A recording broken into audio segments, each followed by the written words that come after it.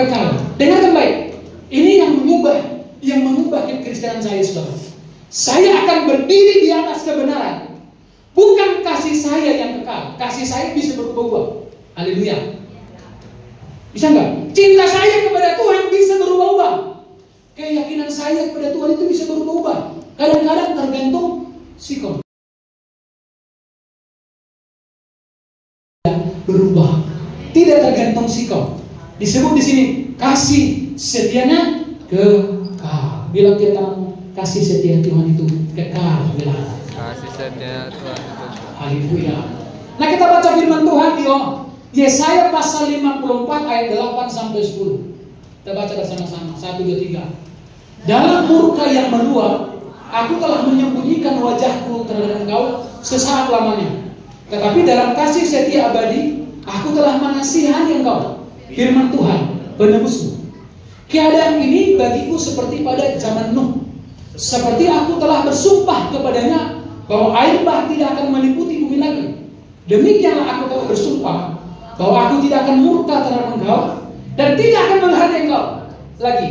Sebab biarpun gunung-gunung beranjak dan bukit-bukit bergoyang, tetapi kasih setiaku tidak akan beranjak daripadamu dan perjanjian damaiku tidak akan bergoyang. Firman Tuhan yang mengasihani engkau. Dengarkan baik. Pertanyaannya, apakah kita konsisten meyakini ini? Ini adalah kebenaran.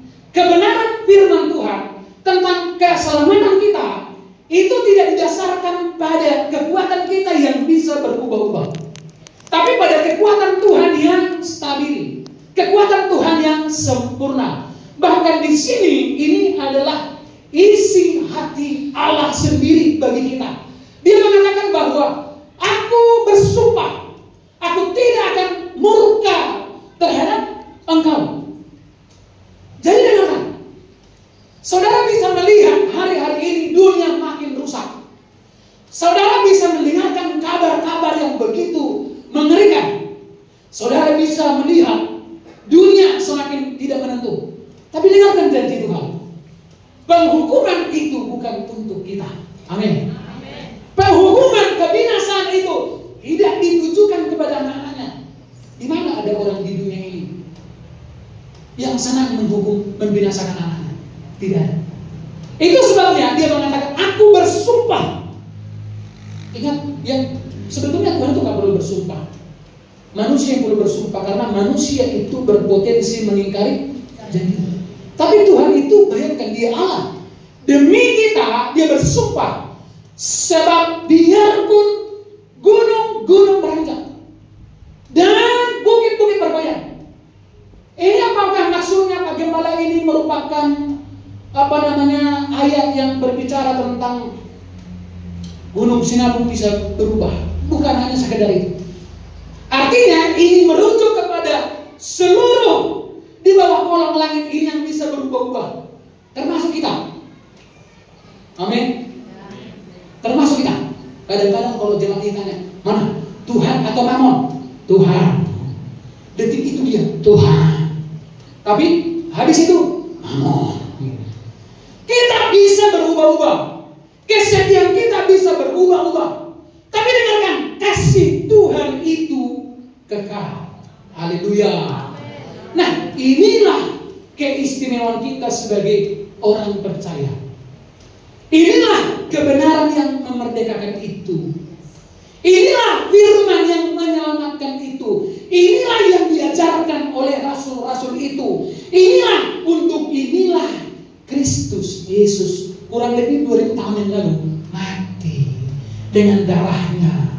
Karena apa? Karena itu adalah karya yang kekal bagi kita. Haleluya. Jadi tadi kalau Ustaz Kainama bilang, tidak ada senikmat keyakinan Kristen. Walaupun beliau mengatakan itu seperti nada ejekan, tapi bagi kita itu adalah kebenaran. Haleluya. Puji Tuhan. Perhatikan saudara-saudara, tidak ada hal apapun yang bisa menghalangi Allah untuk mengasihi umatnya. Artinya tidak ada yang bisa membuat Allah berubah, tergoncang sehingga dia meninggalkan kita. Yakin gak ini? Seringkali kan gini, seringkali kita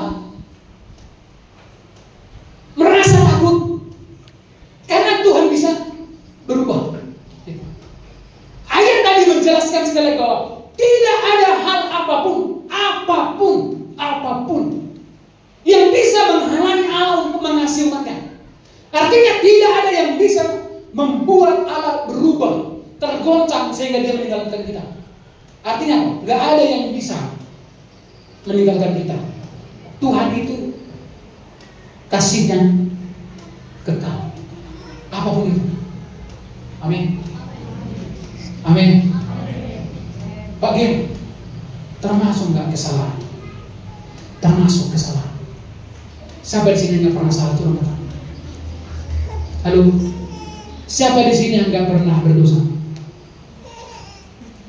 Bisa nggak saudara hidup benar sesuai dengan standar hukum Taurat 1 menit saja? Nggak bisa. Karena dengar, nggak bisa. Kalau itu menjadi patokannya, sehingga seringkali banyak orang Kristen yang bingung. Bingungnya begini, tidak. Bagaimana? Apakah saya akan tetap masuk surga? Kalau ketika saya sudah menjadi percaya lahir baru, kemudian saya berdosa. Dalam tanda petik berdosa ini misalnya dia berantem sama mertuanya. Jadi apakah keselamatan saya bisa hilang, Pak Gembala? Kalau bisa hilang gara-gara itu, mohon maaf, maka ajaran Kristen adalah ajaran yang paling membingungkan. Betul nggak? Coba bayangkan darah yang kekal, darah yang sempurna, yang untuknya Kristus sudah mati-matian, bisa hilang hanya karena saya jatuh. Jadi kalau begitu, disinilah letaknya, saudara. Gak ada hal apapun, alasan apapun, gak ada yang bisa membuat Tuhan meninggalkanmu. Itulah sebabnya dari ayat itu, sekalipun gunung-gunung, bukit-bukit bergoyang, aku tidak akan meninggalkan Anda. Perhatikan Roma pasal 8 ayat 35. Roma pasal 8 ayat 35 dalam terjemahan bahasa Indonesia masa kini. Mari kita baca ini bersama-sama. 1, 2, 3. Apakah ada yang dapat mencegah Kristus mengasihi kita? Dapatkah kesusahan mencegahnya? Atau kesukaran? Atau penganiayaan? Atau kelaparan? Atau kemiskinan? Atau bahaya? Ataupun kematian? Coba perhatikan. Apakah ada yang dapat mencegah Kristus mengasihi kita? Pertanyaan itu. Coba, semua ini gak bisa. Amin. Amin. Hanya dengan meyakini firman Tuhan secara benar, maka pikiran kita stabil. Haleluya. Hanya dengan mempercayai Tuhan dengan benar, maka kita menjadi orang Kristen yang merdeka. Karena firman Tuhan mengatakan, kebenaran itulah yang merdekakan. Amin. Amin. Haleluya. Jadi ingat ya, nggak ada yang bisa alasan yang bisa membuat Tuhan meninggalkan. Percayalah, saudara tidak akan pernah ditinggalkan Tuhan. Masa ya begini? Kalau aku meninggalkan dia, Tuhan tidak meninggalkan. Amin. Haleluya. Puji Tuhan. Haleluya. Kalau begitu, untuk apa saya hidup benar? Kan begitu kan? Kan itu yang menjadi sangat berbahaya. Kalau keselamatan saya ini yang diberikan Tuhan itu kekal, berarti enak dong jadi orang Kristen itu. Sesudahnya kita hidup bebas. Begitu nggak? Begitu nggak? Itu artinya kalau ada orang Kristen yang punya pemikiran seperti itu, berarti dia belum merdeka. Dia belum paham maksudnya. Karena sejak Yesus tidak menghukum perempuan berdosa itu, ketika dia mengatakan, di mana mereka yang hendak membunuh engkau, tidak ada guru, aku pun tidak akan menghukum engkau, pergilah. Dibebaskan dia. Apa yang terjadi dengan perempuan ini selanjutnya? Hidupnya berubah atau makin hancur? Berubah. Kok bisa berubah? Ingat, perubahan hanya terjadi ketika kita meyakini kebenaran itu dengan benar. Amin. membaca Alkitab berulang-ulang dari kitab Kejadian dan kitab Wahyu. Kalau mungkin ditanya, udah berapa kali Anda baca? Saya sudah 17 kali baca. Umur berapa sekarang? 17 tahun. Bayangkan sepanjang setiap tahun dia baca sekali. Ya, jadi di hari ulang tahunnya dia genap membaca satu kitab. Itu tidak menjamin bahwa seseorang itu mengerti kebenaran. Karena tanda orang yang mengerti kebenaran, hidupnya berubah. Amin. Haleluya. Karena kasih Tuhan, ketika seseorang lahir baru dan kemudian menghidupi kasih itu, maka tanda yang bisa kita lihat pada diri orang itu adalah dia berubah. Dia berubah ke arah Kristus yang disebut dengan meta. Apa itu meta sekarang? Metanoia, perubahan ke arah yang lebih sempurna. Lanjut. Alasannya adalah apa? Ini sudah terletak. Kenapa? Alasannya ini. Kasih setia Allah itu jauh lebih besar dari apa? Saudara mungkin masih ingat lagu yang saya ciptakan. Apa itu? Dosaku, itu dari kitab Roma. Tak akan pernah berimbang dengan kasih karunia-Mu. Jadi setiap perbuatan kita itu menjadi tidak ada artinya dibanding dengan kemurahan Tuhan. Amin. Itu sebabnya dengarkan, seluruh isi Alkitab mengatakan bahwa Tuhan berkenan kepada kita. Itu bukan karena kita baik. Perkenanan Tuhan tidak didasarkan pada kebaikan manusia, tapi pada kemurahan Tuhan. Itu makanya di dalam Alkitab mengatakan Allah lah yang terlebih dahulu mengasihi kita. Amin. Amin. Dialah yang telah membuka dirinya untuk ditemukan oleh orang-orang berdosa seperti ini. Haleluya. Itu makanya saya buat lagu itu kan. Di tempat yang paling dalam dan gelap, Engkau menemukanku. Di tempat yang paling memalukan dan terkutuk, di tempat-tempat itulah Tuhan menemukan kita. Haleluya. Apakah masih ada keinginan untuk kembali ke tempat yang gelap? Apakah masih ada Pak Gembala godaan untuk kita kembali ke tempat-tempat yang memalukan itu? Masih. Jadi ketika keinginan itu datang, saudara nggak boleh menghukum dirimu sedemikian rupa. Tuhan nggak bisa, karena itu adalah sifat daging. Setiap manusia punya godaan. Haleluya. Haleluya. Coba bayangkan. Jadi keistimewaan, ya, keimajinan, gitu ya. Grace-nya Tuhan ada pada apa yang saudara sudah yakini hari ini. Biarpun gunung-gunung beranjak. Haleluya. Tuhan, kalau aku ini kan, coba tiap hari kita bisa ada guncang, betul nggak? Tapi keselamatanmu tidak akan terguncang. Masalahnya kita tidak memiliki iman yang cukup untuk meyakini pikiran Kristus bagi kita. Firman Tuhan berulang-ulang mengatakan, tapi pikiran kita berulang-ulang dilemahkan. Lihat ini saudara, Yakobus 4 ayat 6 bagian A. Kita baca 1, 2, 3. Tetapi kasih karunia yang dianugerahkannya kepada kita lebih besar. Kalau saudara mungkin bertanya, itu apa itu Pak? Itu. Apa itu? Kalau saya baca nanti ayat-ayat sebelumnya, Rasul Yakobus sedang menjelaskan tentang daging, hawa nafsu yang berjuang, godaan, cobaan. Rasul Yakobus sedang membicarakan itu sebelumnya. Dia sedang berbicara tentang dunia. Dunia dalam bahasa Yunani disebut kosmos. Kosmos itu definisinya terhadap nilai-nilai duniawinya. Siapa di sini yang tidak berdaging, teman-teman? Selama kita tinggal dalam daging ini, mungkinkah saudara tidak akan tersinggung?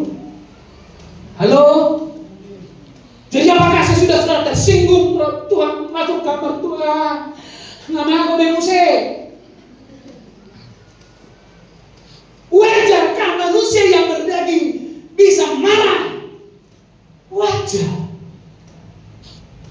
Wajarkah manusia yang berdaging tergoda untuk melakukan dalam tanda petik dosa? Wajar. Wajar. Wajar. Makanya keyakinan Kristen yang lain bilang tidak wajar itu. Makanya dia berusaha hidup munafik. Halo, bilang kiri kanan dulu. Ada enggak kau lihat muka munafik sama aku? Coba deh. Ditanya tuh, harus berani kadang begini tuh. Coba tanya dulu kiri kanan.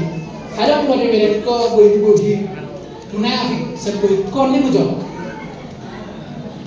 Kalian mau lucu di mana? Minggu depan saya ganti teman lah. Coba lihat. Kita harus munafik kalau kita mempercayai firman Tuhan dengan cara yang salah. Sekarang nggak ada lagi yang kita munafiki. Bahwa saya bisa jatuh itu manusiawi. Dalam tanda petik. Bahwa saya bisa tergoda untuk melakukan sesuatu yang mungkin tidak pas di hati Tuhan. Itu wajar sebagai manusia. Wajar itu? Itu makanya Kristus sudah mendahului keselamatan kita. Tidak didasarkan pada semua itu. Haleluya. Puji Tuhan. Haleluya. Itu makanya dia mati. Coba kan ini bisa jadi perdebatan yang panjang. Kalau misalnya keselamatan itu seperti yang dimaksud si kawan itu kan, kawan yang berkawan, maka kan Kristus sudah salah waktu dia mati. Harusnya dia nggak mati 2000 tahun yang lalu. Maunya dia mati lah nanti pas dunia ini mau. Iya kan? Selesai semua kan? Dibayar semua. Jadi bedanya begini. Bedanya Kristus itu dengan sistem ekonomi dunia begini. Kalau dunia kan begini. Ada dulu barang baru dibayar lunas kan gitu kan? Begitu kan? Sebagian berutang. Cicil lah. Belum sekarang supaya leteri dinasihati aduh sekarang udah banyak. Aduh. Berhentilah berutang. Cukuplah kami ini susah. Bilang kiri kanan so mana utang itu. Sudah sih gak pakai ko. Dan aksi ko lagi ada utang. Coba dulu. Halo. Membangun rumah tertunda dengan utang ini mudah. Nama Tuhan gak dipermuliakan lagi gara-gara utang ini. Bilang dulu. Dokter belajar dengan dokter. Masa itu dia terima? Sepeda. Kalau di zaman kami dulu, kami macam dua kali. Kalau zaman Pak Ani itu susah kali minjam dulu gak coba. Harus membawa minimal 15 saksi dari desa. Urian tetangga dibawa. Akan dua muka rajin muka dulu rumit. Sekarang coba, aku sekarang 2 kali sehari di telepon. Dari leasing lah, dari bank lah. Kemarin Bu Gem ini tiba-tiba tersonggok. Saya tiba-tiba marah karena di handphone, di telepon saya matikan. Di telepon saya matikan kan? Di telepon saya matikan, di telepon saya angkat. Saya bilang, kenapa kalian begitu? Udah dari tadi saya matikan, saya ada lagi di acara ini. Maaf. Dari mana? Dari bank ini. Kenapa nggak pernah dari kakak ini? Dari bank ini. Selalu mengajukan pinjam. Nah, sudah ada tahu ya, kalau ada yang mengajukan pinjaman dari bank itu orang baiknya itu. Saya yang seorang baik. Saya masih pernah di telepon bank nggak? Pinjam gitu, itu artinya selalu orang baik. Enggak. Kasih Tuhan itu lebih besar, amin? Amin? Amin? Amin? Loh, kasih Tuhan itu jauh lebih besar. Ini yang harus kita yakini. Bagaimana dengan kita? Ingat, kalau Tuhan nggak berubah, bagaimana dengan kita? Bertanya ini sekarang. Berubah nggak? Berubah. Bahkan ada yang berubah. Bahkan ada yang berubah. berubah-ubah, nggak jelas. Nah, hari ini kita akan belajar begini. Dengarkan ya. Berarti bagaimana keselamatan yang saya terima dari Tuhan itu kan sifatnya kekal. Yes. Kalau begitu, apa gunanya saya mempercayai Tuhan? Tadi saya katakan begini, ada orang percaya, tetapi hidupnya tidak hidup dalam iman. Dia orang percaya, tapi tidak hidup dalam kepercayaannya. Dia sudah diselamatkan Tuhan, tapi tidak hidup dalam kebenaran. Ada nggak itu? Ada. Ada nggak itu? Halo, coba perhatikan di sini. Konsentrasi kita mudah, karena setelah dia itu memang itulah, makanya kita berubah-ubah. Oleh jatuh cinta tambal bandalan lagi. Itu makanya saudara-saudara, bedanya kita dengan agama lain, kan agama lain nggak boleh salah. Kalau kita bisa salah, Tuhan mengerti. Dia mengerti bahasa. Pernah saya ceritakan itu. Satu kali ada seorang yang mendoakan orang sakit, sama hangat kali. Dia lupa itu kata-katanya salah. Dibilang bilur, dia bilang bulir. Oleh bulir Yesus katanya. Tapi tetap sembuh. Karena Yesus itu melihat hatinya. Sehingga dia melihat, sedangkan bulir aja menyembuhkan, apalagi bilurnya. Amin. Jadi Anda itu istimewa. Haleluya. Anda itu istimewa. Selalu saya katakan, menjadi beragama itu pilihan kita. Tapi menjadi orang Kristen itu pilihan Tuhan. Amin. Jadi mertua, bilang dia mertua mau hidup. Mertua mau itu. Kau memilih di mana? Di mana kau memilih itu? Mau roh lebih ini musuh. Apa lagi banyak kelebihanmu? Hah? Ada nasional lima logi makanan di Bandung di sebelah. Haleluya. Perhatikan, perbedaan orang yang mempercayai Allah dengan yang tidak mempercayai Allah itu sangat parah. Itu sangat berbanding terbalik. Ini sama-sama orang Kristen ceritanya. Ini sudah selamat lagi. Ada orang sudah selamat, hidupnya sudah diselamatkan, tapi dia hidup tidak percaya. Siapa contohnya Pak Gem? Siapa contohnya? Aku. Ya kita contohnya. Kita ini sudah diselamatkan Tuhan. Amin. Tapi kita memilih, seringkali memilih tidak hidup dalam percaya. Itu bedanya. Makanya pernah saya kasih analogi. Itu seperti seseorang yang di dalam mobil. Siapa di sini yang pernah naik mobil bus lah kita katakan? Yang pernah naik bus, mobil bus jatuh sore itu? Ada yang belum?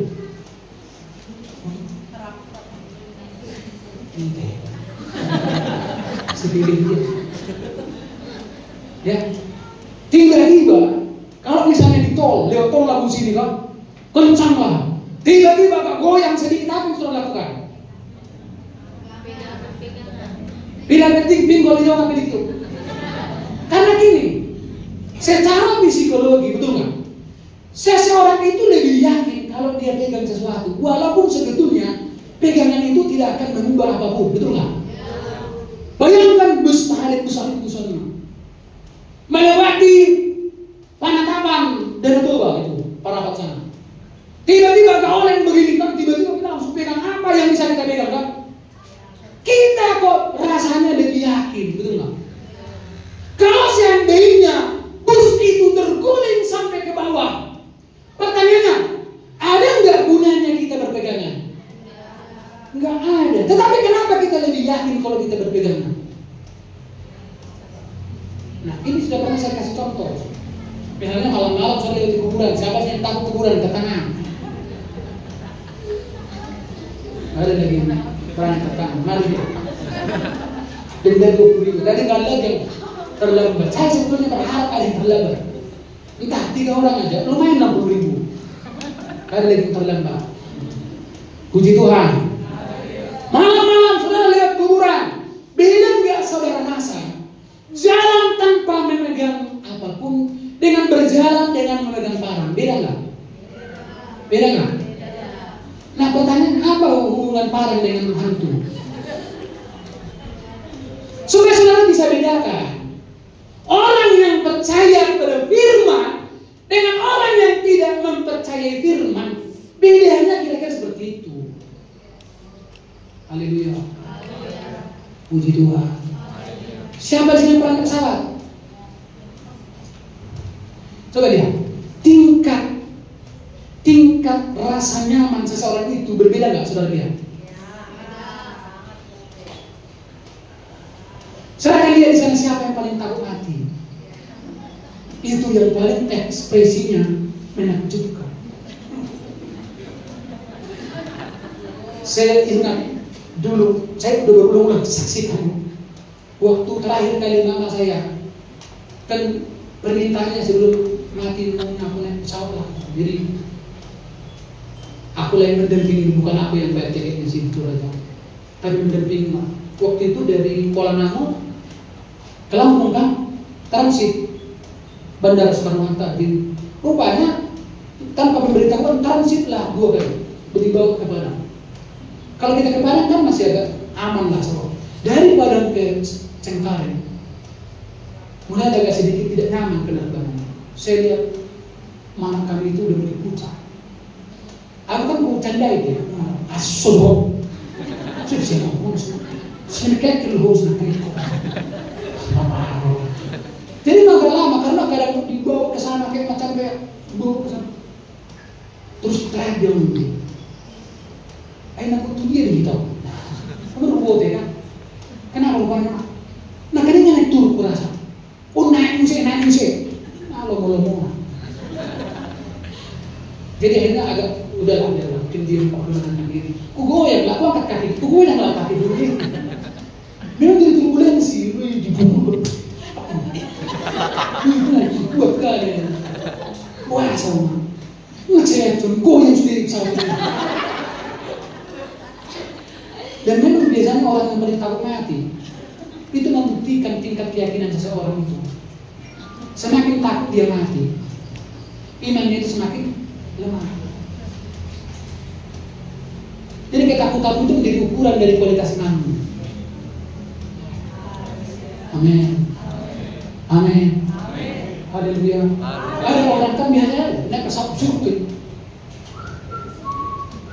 Kenapa kali itu? Ada orang tak tahu. Wah, apalagi bilang mau take off itu kan? Kayak rasanya jantung dari sini. Kita akan lagi. Ya kan begitu. Jadi semakin seseorang semakin takut itu membuktikan bahwa imannya semakin tidak berfungsi dengan baik. Coba bilang diri kenapa? Wah, semakin godaan biar kamu bilang semakin banyak takut. Itu membuktikan bahwa kau tidak hidup dengan iman. Walaupun engkau sudah orang yang beriman, enggak kau pakai imanmu. Betul nggak? Betul nggak? Ada orang lihat nggak terlalu takut apapun. Ada orang di rekeningnya masih ada 5 juta lagi, tapi sudah mulai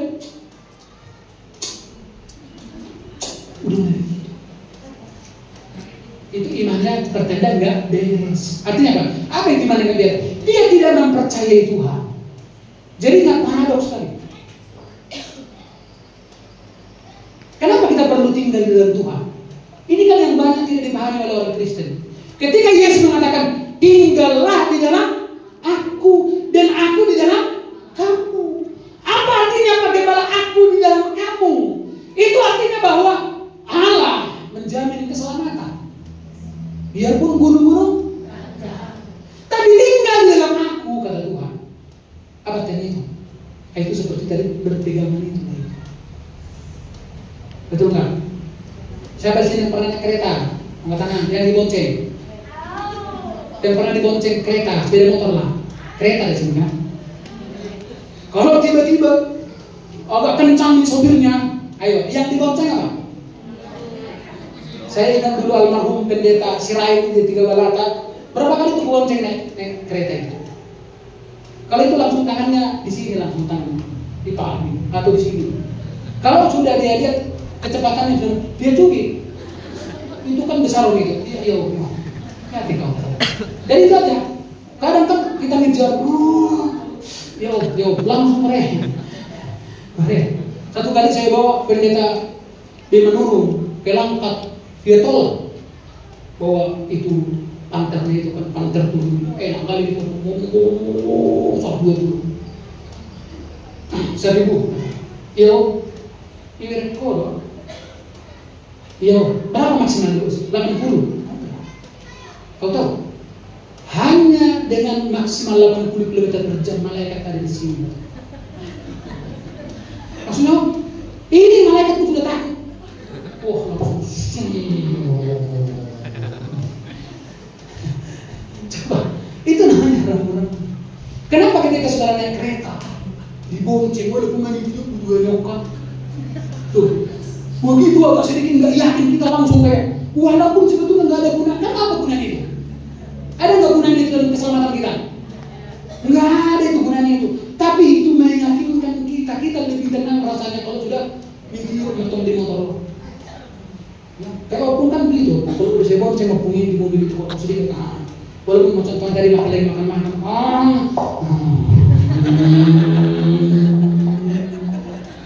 Sebetulnya kan ada gunanya kan? Ada nggak gunanya ini? Kalau contoh aku sopir gila langsung luruskan aja, apa gunanya ini? Tapi coba ketika kita berpegang, lebih yakin nggak? Lebih yakin nggak? Karena kita punya pikiran, maka tinggallah dalam aku kataku, Tio Pau. Maksudnya asa tenang doh, bukan untuk asa tenang itu bukan. Supaya kita tenang, makanya orang yang hidup di dalam Tuhan, hidupnya lebih tenang, lebih stabil. Kira-kira seperti itu lah, tahu bisa menangkap nggak ya? Kalau kita memilih untuk mempercayainya, maka kita akan mengalami kekuatan kasih yang sempurna itu demikian juga sebenarnya. Jadi kasih Tuhan itu hanya bisa dinikmati dan dirasakan oleh orang yang menghidupi firman itu. Itu maksudnya. Itu maksudnya. Berarti nggak semua pakai, nggak semua. Walaupun dia sudah diselamatkan. Kenapa? Karena hanya orang yang mempercayai Tuhan. Maukah engkau sembuh? Katanya pada orang lumpuh yang sudah berapa tahun? 3 bulan. Nggak cukup hanya mau. Yesus bilang, bangkit, berjalan, bawa apa itu, tilam itu. Coba, dia merasakan kasihnya karena dia menghidupi firman itu. Kalau kita nggak berani menghidupi firman itu, maka kasih Tuhan itu nggak akan kita rasakan. Kalau nggak ada kasih, nanti kita akan lihat bahayanya. Makanya beberapa minggu ini saya sudah menyampaikan firman Tuhan di sini. Nggak ada cara lain. Seringkali kita menghindari jalan-jalan penderitaan karena firman. Kita pilih jalan yang lain. Akhirnya kita masuk dalam penderitaan yang sebenarnya. Kristus bilang, nggak ada jalan lain aku. Dari sini. Tapi Tuhan, kalau aku nanti begini, kalau ini Tuhan nggak bisa aku bagi-bagi, kan selalu begitu kan? Ini aja nggak cukup Tuhan. Ya sudah. Coba. Jumat kemarin saya menyampaikan renungan di ibadah para pelayan. Ketika Tuhan bilang tidak, itu Nabi Elia waktu ketakutan terhadap Ratu Izebel. Karena barusan Ratu Izebel membantai ratusan para nabi. Nabi Elia jadi begini. Takut. Tuhan menguatkan Nabi Elia mengatakan, jangan takut. Kalau aku bilang kamu tidak akan dibunuh, maka kamu tidak akan dibunuh. Jadi sebetulnya hidup kita ini tergantung kepada firman Tuhan. Amin. Jadi ingat, tergantung pada firman Tuhan. Itu sebabnya kita harus memilih untuk hidup mempercayai Tuhan, sekalipun menurut pikiran kita itu mengerikan. Lihat, 1 Yohanes 4. Ini ingat ya tadi ya. Kalau kita memilih untuk mempercayainya, maka kita akan mengalami kekuatan kasihnya yang sempurna itu. Demikian juga sebaliknya. Kalau enggak mempercayai Tuhan, dengar, saudara akan hidup di luar kasih Tuhan. Maka apa yang terjadi? Perhatikan. 1 Yohanes 4 ayat 17-19. Dalam hal inilah kasih Allah sempurna di dalam kita. Ternyata tidak ada hubungan kasih Allah yang sempurna itu dengan apa? Seluruh perbuatan kita. Kalau begitu kasih Allah yang sempurna itu terlihat di sini, yaitu, perhatikan, yaitu kalau kita mempunyai keberanian percaya. Masalahnya hari ini kita nggak berani percaya. Makanya hari Jumat kemarin saya kasih contoh analogi. Kalau seandainya hari ini saya kasih contoh lagi, janda di Sarfat, ingat, janda di Sarfat ketika Nabi Elia menghampiri janda di Sarfat, ingat, waktu itu Nabi Elia minta roti, minta makan, minta dikasih makan. Apa yang ada pada saat itu pada janda di Sarfat itu? Hanya ada segenggam tepung. Cuma itu. Ini kan antara hidup dan mati. Logikanya begini. Nabi dia menantang, enggak, kamu pergi dulu, olah dulu yang segenggam itu, terus kasih sama saya, baru setelah itu kamu makan. Ini kan antara hidup dan mati. Logikanya begini. Kalau dia berani percaya, maka ancamannya apa? Kematian. Tetapi kalau tidak berani percaya, sebetulnya akan lebih mati. Makanya wanita janda di Sarfat itu memilih untuk percaya. Dia masuk ke rumahnya, dia mengolah tepung yang segenggam itu, dan kemudian menyerahkan kepada Nabi Elia. Dan apa yang terjadi? Tinggal. Selama saudara percaya pada Tuhan, saudara tidak akan dipermalukan. Itu artinya Allah yang menjamin. Tapi kita, kalau seandainya di zaman itu saudara sudah hidup di zaman itu, dan saudara yang ditemui janda di Sarfat itu, ayo, saudara memilih bagaimana? Memilih percaya atau tidak? Hah? Gimana? Memilih untuk percaya? Di dunia ini seringkali kita ragukan berani percaya kan? Betul nggak? Kuliah Tuhan, tiba-tiba harus ada hukum ini tuh. Kalau Tuhan tidak betul, unak kolak, harus ada hukum. Saya tahu semua, kau yang perlu tahu. Buat Tuhan ini, gitu kan? Begitu sama, pasti buang di sini. Ya udahlah, Tuhan buat Tuhan ini pakai mau. Memilih untuk tidak percaya. Dengarkan. Jadi, kasih Allah sempurna dalam diri kita. Kalau kita punya keberanian percaya pada hari penghakiman, karena sama seperti dia, kita juga ada di dalam dunia. Lanjut, perhatikan ke depannya. Di dalam kasih. Halo, baca. Di dalam kasih tidak ada ketakutan. Berarti begini. Ketika saudara tunduk kepada firman, berani percaya pada firman, maka sejak itu kasih Allah memenuhimu, dan kasih itulah yang baca, lanjut. Di dalam kasih tidak ada ketakutan. Kasih yang sempurna melenyapkan ketakutan. Sebab ketakutan mengandung hukuman, dan barang siapa takut, ia tidak sempurna dalam kasih. Perhatikan. Jadi hanya dengan mempercayai Tuhan, kau merasakan kasih itu. Dan hanya dengan merasakan kasih itu, ketakutan mulai, katakanlah, setidaknya mulai berkurang. Ayo jujur dulu, siapa di sini yang sudah mulai ketakutan sudah banyak kali kurang? Katakan. Sudah banyak kali kurang. 1, 2. Coba, yang ketakutan sudah mulai banyak berkurang, katakan. Roh Kudus mulai hitungin.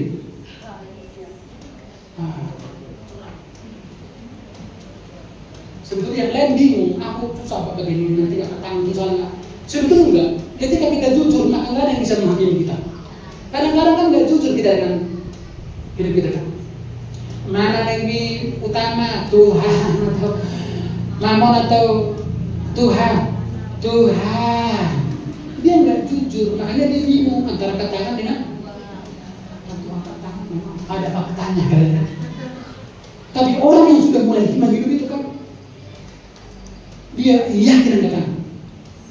Kenapa seringkali saya mengkritisi keputusan kita?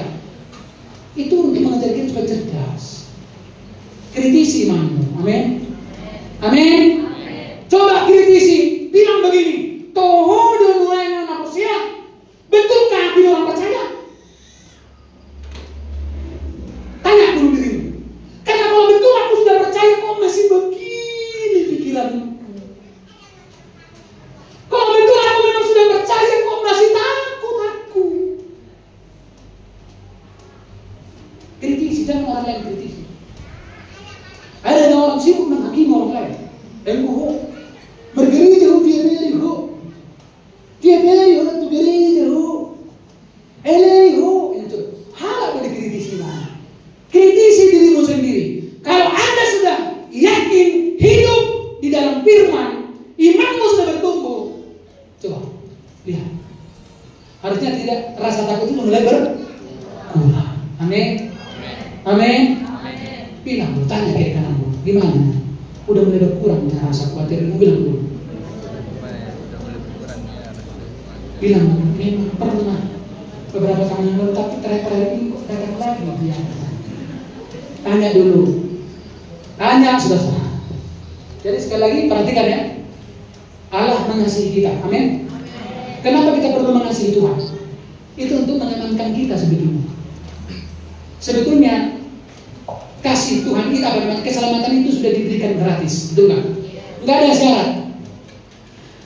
Jadi begini, dengar. Anda nggak perlu mengasihi Tuhan untuk selamat. Kira-kira begitu. Bisa nangkap nggak? Anda nggak perlu mengasihi Tuhan hanya untuk masuk surga. Berdasarkan Efesus, ya kan? Ayo, begini dong udah dipakai di pikiran ini. Ada, ya, ini kurang biarlah kamu. Itu pikir dipakai di untuknya. Betul nggak kira-kira? Kalau begitu, kenapa saya mengasihi Tuhan? Nggak ada kepentingan Tuhan sebetulnya di situ. Itu kepentinganmu itu. Sama seperti pegangan di mobil itu. Apa kepentingan di sobat di sini? Ada nggak? Kalau di bus misalnya, ingat ya di penatapan para pasangan dibuat lari 150.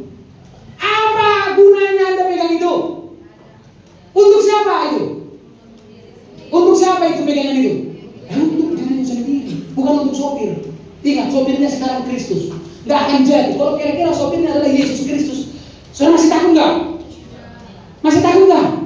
Itu makanya dibilang, pilot pesawat aja yang Anda nggak kenal, Anda percaya. Anda mempercayakan seluruh hidupmu, betul nggak? Apalagi Yesus yang sudah kita percayai. Haleluya, puji Tuhan. Apa definisi mempercayai Tuhan ini? Apa definisinya? Aku kan orang, iya, aku orang percaya. Anak hidup tidak percaya. Itulah anak durhaka itu. Kalau anak yang berbaik budi itu takut dia sama Tuhan. Amin. Siapa di sini punya anak yang menurut dia baik? Angkat tangan dulu, orang tua. Mulai melakukan. Anaknya baik, dia tahu lah. Itulah seperti orang Kristen yang baik itu. Dia nggak pernah terlambat ke sekolah, pulang ke sekolah karena takut dimarahin lah. Tapi dia pulang tepat waktu karena kasihan namaku terus saya darah tinggi gara-gara. Itu anak yang berbudi luhur. Apa definisi percaya? Yohanes 5 ayat 1 sampai 3. Setiap orang, perhatikan ke depan semua. Setiap orang yang percaya bahwa Yesus adalah Kristus, lahir dari Allah. Dan setiap orang yang mengasihi dia, yang melahirkan, mengasihi juga dia yang lahir dari padanya. Perhatikan, inilah tandanya bahwa kita mengasihi anak-anak Allah, yaitu apabila kita mengasihi Allah serta melakukan perintah-perintahnya. Sebab inilah kasih kepada Allah, yaitu bahwa kita menuruti perintahnya. Perintahnya itu tidak berat. Siapa yang bilang berat? Pernah nggak bilang berat? Saya nggak sampai berat, nggak sampai ada keberatan. Kenapa berat? Karena Anda pikul sendiri. Haleluya. Haleluya. Apa definisi percaya? Kalau Anda percaya, berarti Anda harus turuti apa? Perintahnya. Taat firman Tuhan. Amin. Halo orang Kristen, dengar dulu. Jangan lagi hidup sembarangan. Amin. Bilang kiri kanan, jangan lagi hidup sembarangan. Bilang dulu. Jangan lagi hidup sembarangan. Jangan hidup suka-suka. Mau bilang. Jangan lagi hidup suka-suka. Ini orang ngomong doang.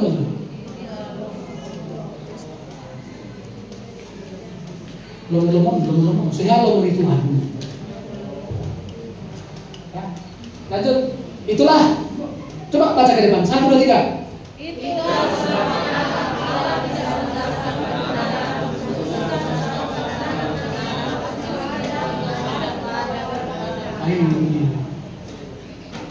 Amin. Amin. Jadi jangan pernah tonjolkan ini juga. Semua perbuatan kita itu adalah buah dari keselamatan. Ya, itu aja. Semakin orang mempercayai Tuhan dengan benar, semakin hidupnya benar. Amin. Jadi bukan soal aku pagi udah rajin aku ibadah, itu ukurannya. Ada yang orang rajin kali beribadah, lebih rajin dari angin, tapi hidupnya tetap tidak percaya Tuhan, masuk angin. Tetap masuk. Ada orang iblis saja belum datang, karena iblis sudah rajin. Ibaratnya Tuhan pun belum datang, iblis sudah datang. Tapi hidup tidak berubah, tidak percaya.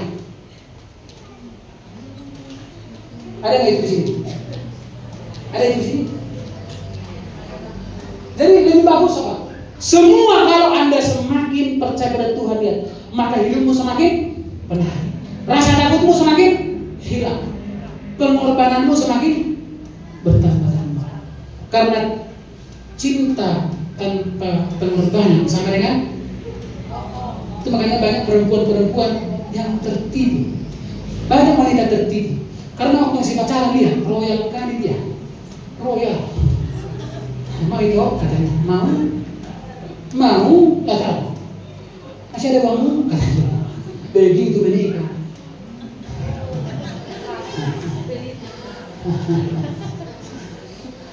Itu makanya selalu perempuan yang jadi korban. Kalau istri dikatakan salah pilih, masih bisa dia jadi istrinya. Tapi kalau perempuan sudah salah pilih, itu nanti pikir udah ngantuk ini. Tapi kalau sudah istri yang salah pilih suami, rela aku relakan itu. Ya.